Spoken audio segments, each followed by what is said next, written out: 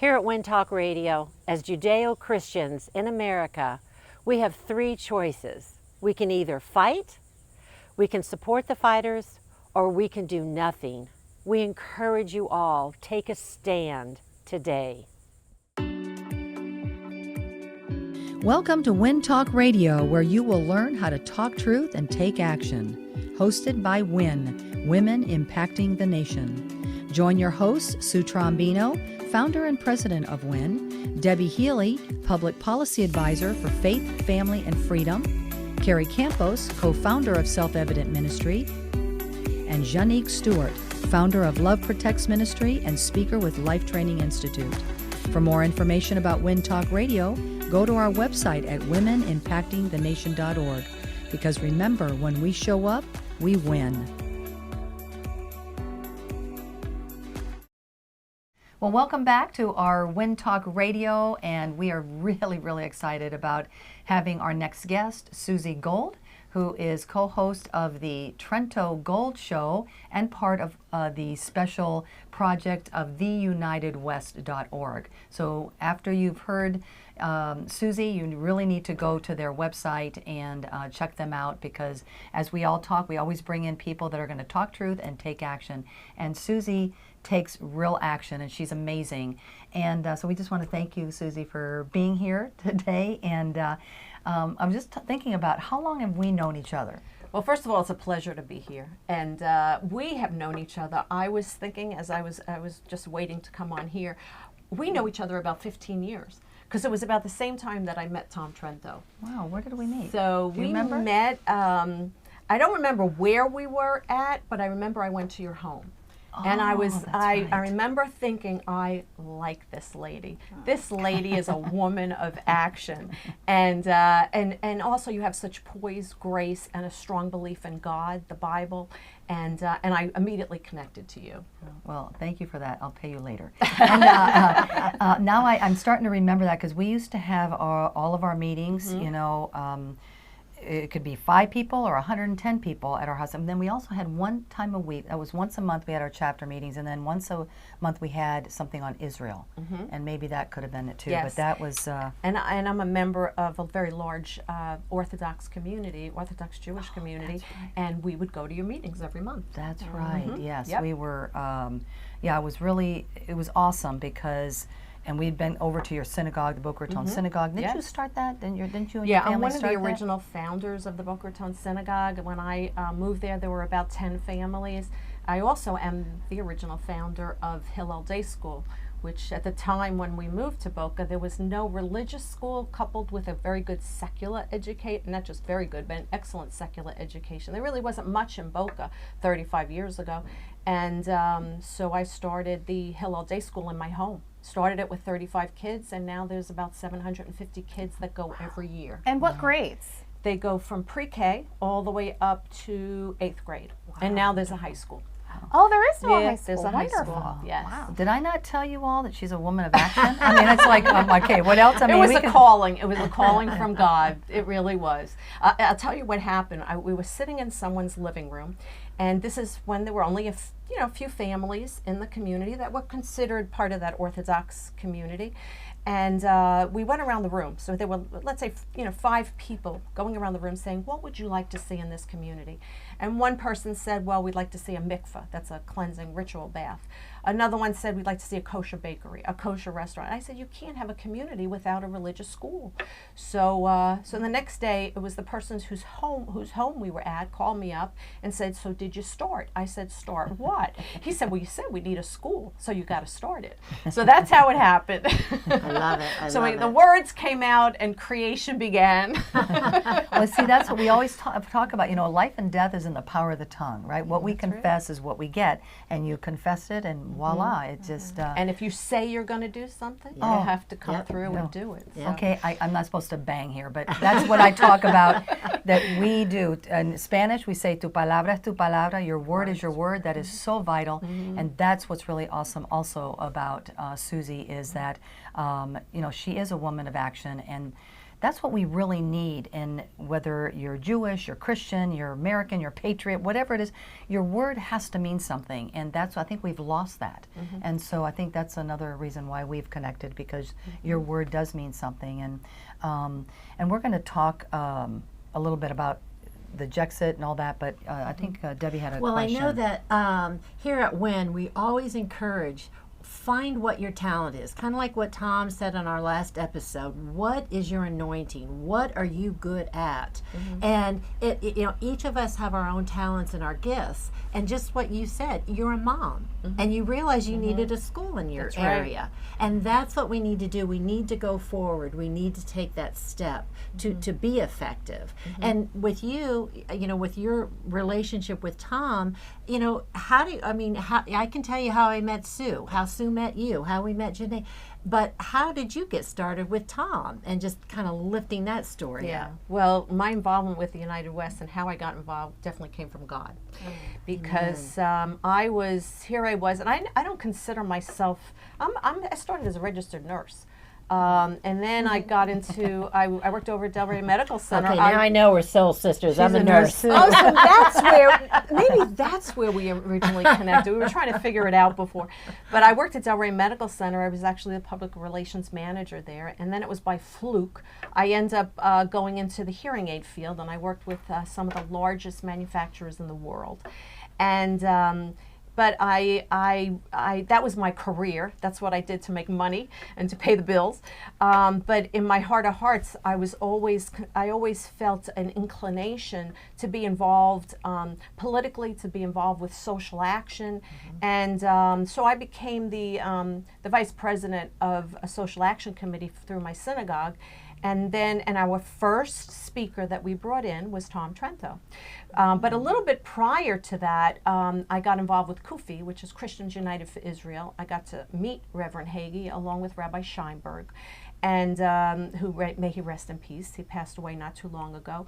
And I did go to D.C. and lobbied with them to Congress on various issues that were important during that time period. And then it was during that time that I felt a close affinity with the evangelical Christians. And actually in our synagogue, we've had evangelical Christians come to our synagogue many times. And so our first speaker then coming to our synagogue was Tom Trento. And I was like, who's Tom Trento? And I really didn't know. I wasn't active in that regard. I was active in other ways in the community, but not in that regard. And when I heard him speak, it was like a calling to me. It was, I have to be involved with the United West. So I actually went to go meet him in the studio that he was at, and he said, well, come on the show. And I thought, okay.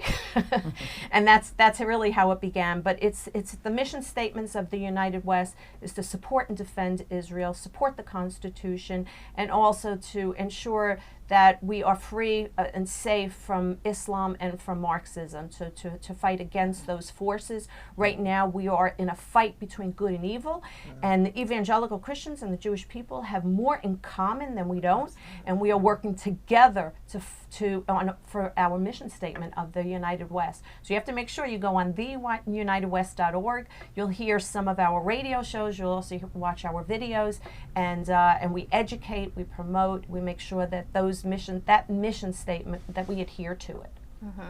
Now, speaking of that, obviously you all are taking a very strong stand on a lot of issues that a lot of people are either unaware of, or they're issues they want to kind of run away from. So that being said, have you all faced a lot of big tech censorship? Oh, absolutely. Actually, we have Israel trips, some which are security types of visits that to Israel. It's a mission with Christians and Jews and politicians and leadership. And when we go to Israel, I remember when I was on the bus the first time, and I go annually prior to COVID, but I was on the bus and someone said, I just got kicked off. I go, what did you get kicked off of? Oh, of Twitter. I go, what are you talking about? This is a free world. We're in a free country now. We're in America. It's freedom. And I was blown away. Kicked off of Facebook. kicked off of, kicked out of their email, or, things that are censored. And we're kicked off from the United West. And someone I know said Happy Hanukkah on Facebook and was kicked off of Facebook. So even the most benign statements, if I guess you're targeted, or people are targeted. So I was blown away. That was really the first time that year when we were on our mission to Israel that I saw something is going on here that is not kosher. So yes, we are censored oftentimes, and we have to find other avenues in order to get our messages out. And we do. We're very resourceful. Well, I feel like I'm in good company because I've been in Facebook jail this year 180 days.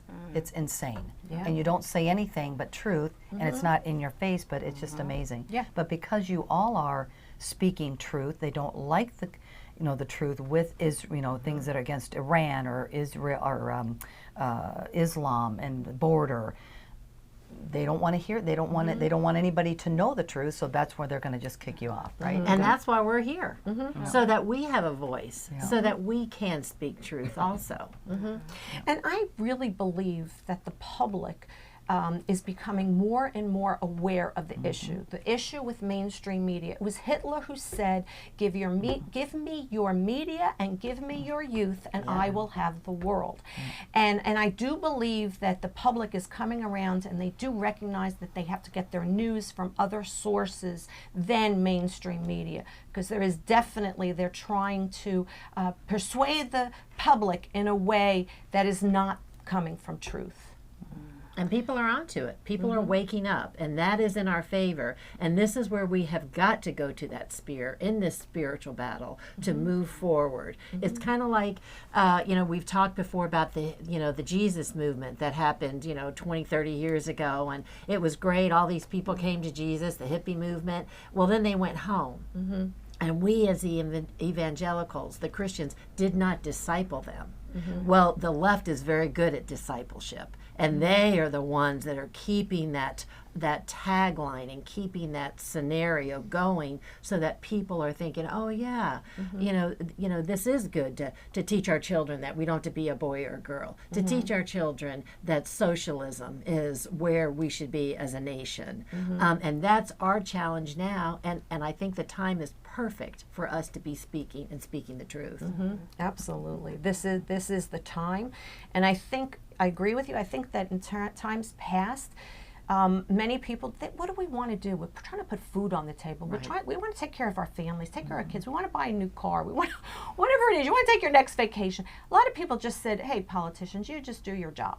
And we've come to the time in our history where we need to stand up, speak up, because they work for us. The politicians work for us. We pay their salaries. They are supposed to represent us, not their own agenda and their own ideas. And so in order for them to know what we want, we need to have our voices heard and let them know where we stand, so that they make sure that if they want to keep their seats, they want to keep their jobs, then they need to represent us.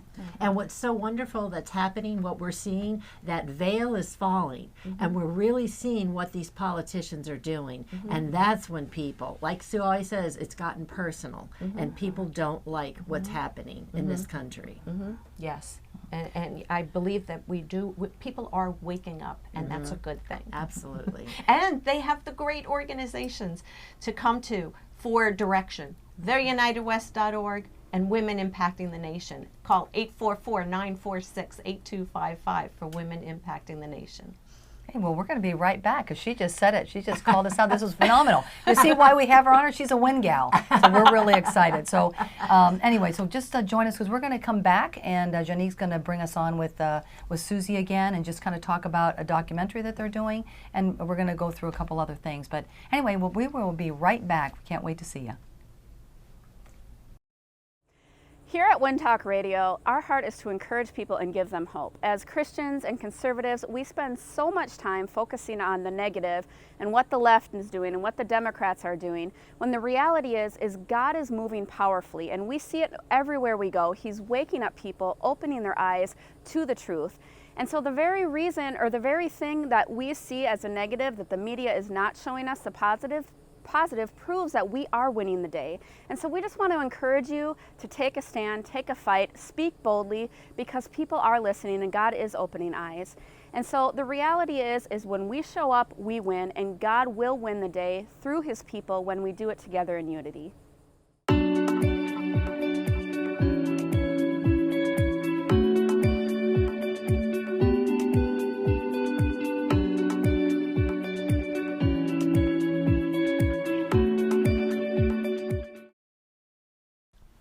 Welcome back to another segment of Win Talk Radio. We are joined by our special guest, Suzi Gold, who is not only the Director of Special Projects with the United West, but she's also co-host of the Trento Gold Show. Oh, by the way, we are in our special studio on wheels. It is part of our Liberty tour bus. And in case you hear planes flying by, it's because we are live and we're in our studio on wheels. Again, it's called our little Liberty bus. So, yep, in fact, you hear it right now. Those are our planes, so that's wise. Right on cue. Right on cue, absolutely, yes. But as we are on this special episode talking about Israel, talking about taking a stand, I actually want to ask our guest here, Suzi, can you also share with us a little bit about, you are currently the Director of Special Projects with the United West. Can you maybe share a little bit about maybe the special project that you're working on called Israel Showcase? Sure, I'm happy to. Israel Showcase is a documentary series, and the overall purpose of recording these videos and sending out these messages is to really talk about Israel's magnificence, Israel's contributions to the world. You know, some people say, oh, the United States, we give Israel money. A lot of people don't realize that those funds have to be spent in the United States. So when Israel gives monies, which they give all over to most countries in the world, but any monies for Israel's defense must be spent on arms from the United States. And I don't know that people know that actually that money's coming right back into our country. But the purpose of Israel Showcase is to talk about how Israel is a light amongst the nations in terms of their number one expert, used to be diamonds, but now it's technology. That Israel's technology is used around the world. Israel's top in terms of agriculture, watering and the irrigation in fields, medicine, arts, science, you name it. Almost every field, Israel is really at the top. And it's a little country of only 8 million people, this little country that's in a sea of enemy, that even when missiles are flying and even when there's forest fires and all kinds of destruction that Israel needs to work through and manage, they still are the top in the world in so many areas. So the purpose of Israel Showcase is to share with everyone what Israel's contributions to the world are. So what we do is we dissect it. So the most recent segment that we did was on Surfside. Many of you, I'm sure, remember, it wasn't long ago, there was a terrible tragedy that occurred in Surfside when the Champlain Towers collapsed. Well, Israel they were going through forest fires at the time, and missiles were being launched from Gaza. So they had their own troubles to deal with. However, they sent 15 of the most elite search and rescue team to come to Florida, come to Surfside to help with the search and recovery efforts. So what we did is we really, in this particular segment, we wanted to focus on the strength, the partnership that the United States has with Israel in saving people and helping people, and in helping in this particular situation to help in all of the efforts. They worked alongside with the fire departments, with our search and rescue, and that they worked as a team. So we interviewed the Israelis that were part of that effort. We also interviewed Israelis that helped bring food. They fed thousands of people. That when the family that did survive, that the Israelis contributed, and they bought the young man who had to go to work and had nothing, no clothes. They had no clothes on their back. They had nothing. They brought him food. They helped them move, and they helped him purchase a car. They bought the car for him. So there's incredible work. Sometimes, I mean, all of this is really behind the scenes. They don't do this to get credit. They don't do this to say, look what Israel's doing. They do it because it's in the Torah, because we're supposed to help one another, because as people, we're part of we are humanity, which is to help one another and to work together as a team for the good of all. So that's what we do, is we bring out what Israel is doing in all facets of life to help in the world and to be that light amongst the nations. So I can go on. Yeah. But the way we started, actually, we started our segments with some history. You know, it was the Holocaust. There were 6 million Jews that were murdered. Those are the conservative estimates. Yeah, many conservative. much more. There were gypsies, there were other peoples, but there were 6 million Jews. And I actually went to Auschwitz, I went to Poland, and you still see swastikas in the streets. And anti-Semitism is at an all-time high again. They say as high in the world, almost as high as it was, if not higher, than it was before World War II. So there's an inbred hatred that is with every generation. There's somebody that wants to destroy us. This is the life we live. But we started with the Holocaust. We went down to the Holocaust Memorial down in Miami, which is a hand rising from the ground up into the heavenwards. And you could see there are people, there are figures that are suffering, that are many of them dying and struggling. And we talk about, you know, here were a people that came out from the Holocaust and wanted to go back to their homeland, the homeland that was there since the time of Abraham. This isn't recent history, and it wasn't Palestinian word, wasn't even created until Arafat, which was in 1967, and Arafat himself was born in Egypt. Like, there's so many lies that are out there, and then they created this story of Palestinians. There was no Palestinian president, there was no Palestinian currency. Anyway, we bring this up, and then we talk about 700,000 Jews that wanted to go back to their homeland, how they built a country, because a lot of it was desert. There were always Jews in the land, but it was largely a desert. And here's 700,000 Jews. Many of them also were kicked out of Arab lands. You know, there were 0 Jews in Arab countries. We're not allowed there, and except Iran, there's about 9,000 Jews in Iran. But all the other countries, Egypt, all the neighboring, Iraq, you name it, there's no Jews allowed. So here these people come, 700,000 of them, they come into Israel and they build a country 75 years ago. And now they are at the top of the field just in a short 75 years through all of the wars and through all the challenges. And they built a country and became the top in the fields in many areas, and we want people to know that. We want people to know the truth. Suzi, how do people go to find this documentary, these videos? The easiest way right now is to go, we actually, the most recent one that we did, which everybody's going to want to see, is on theunitedwest.org, also on YouTube. And we are sending them out to mass email, and then also through the many organizations that we partner with. Well, I have another question with regards to what you just said about the rise of anti-Semitism.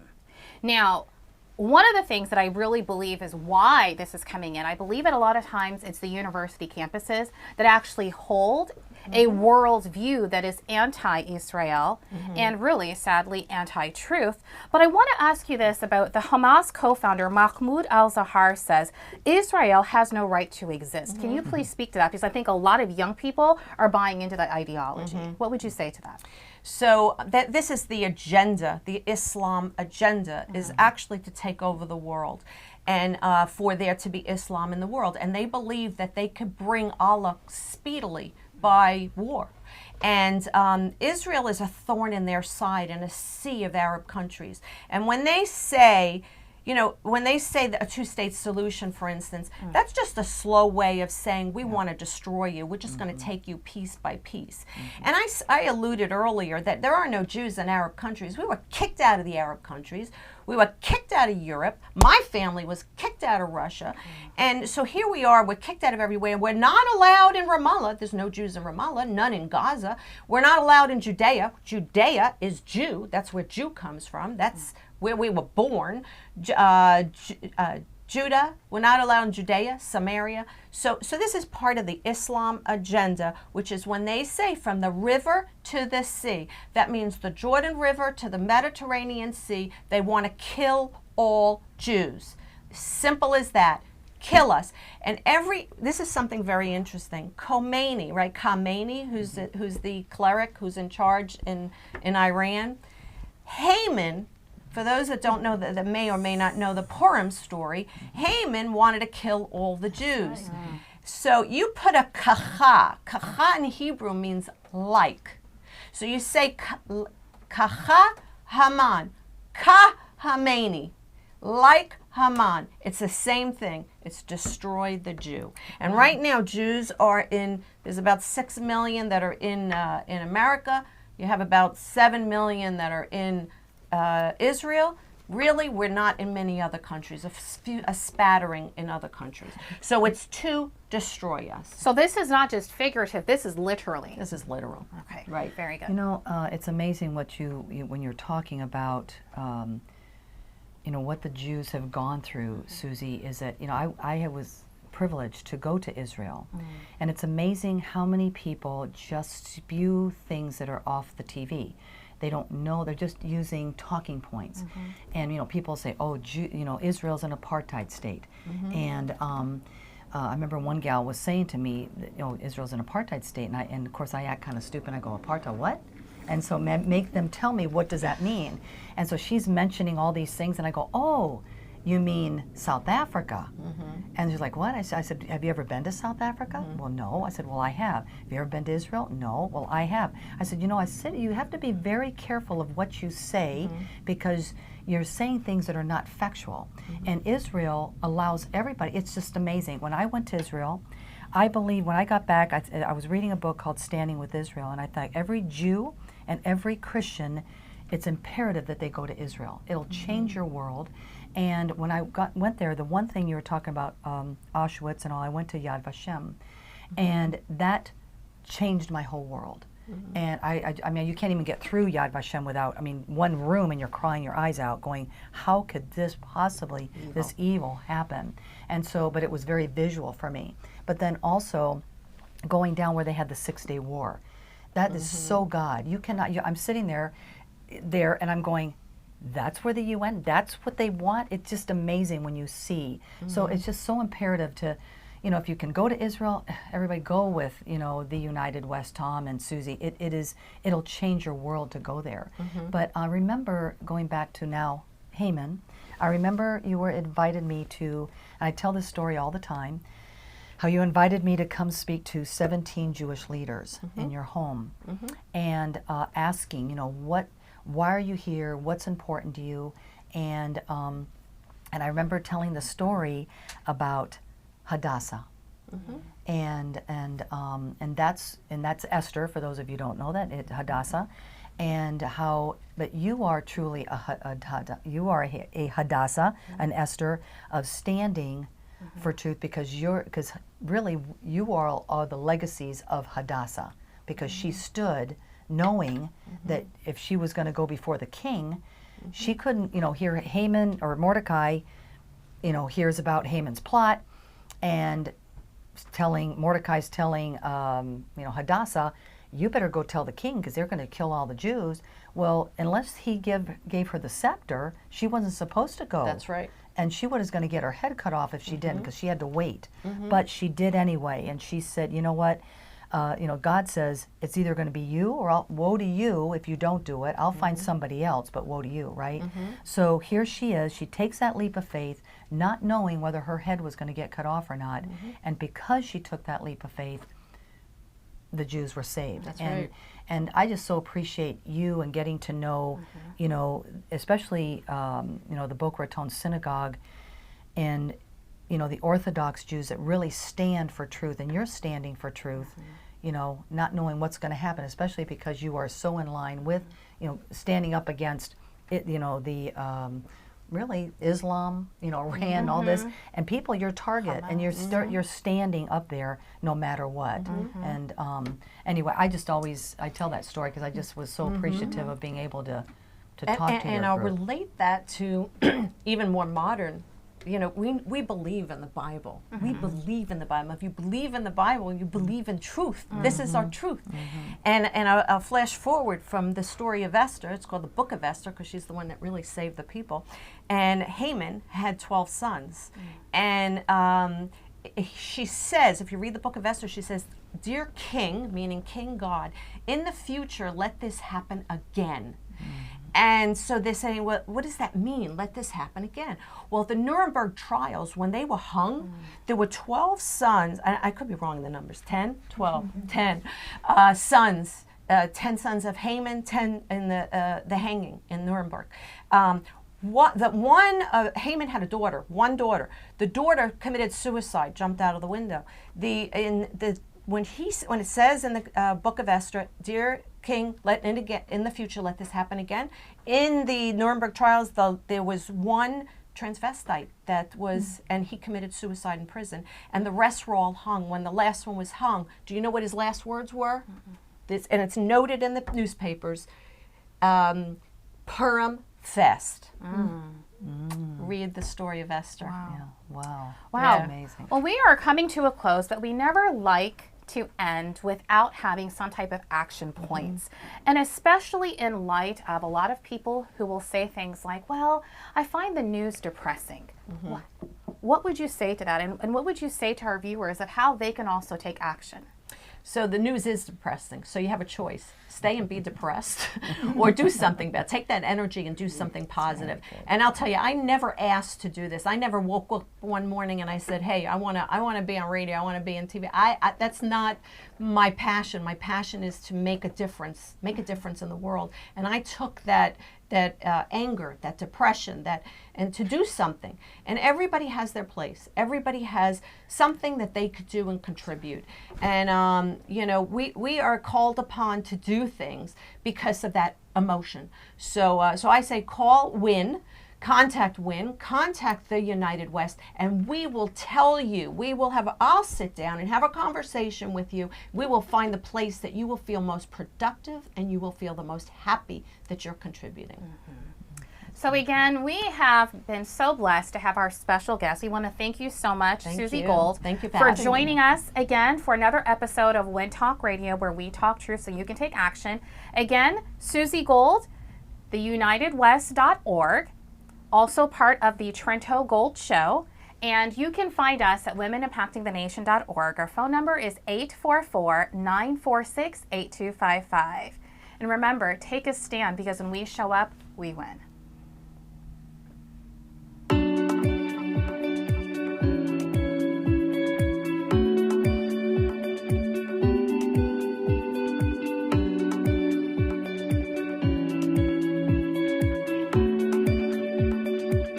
Thank you for joining us at Win Talk Radio. For more information, contact us at womenimpactingthenation.org for questions, suggestions, or for more information, call us at 844-946-8255. Be sure to tune in next week for another episode of Win Talk Radio.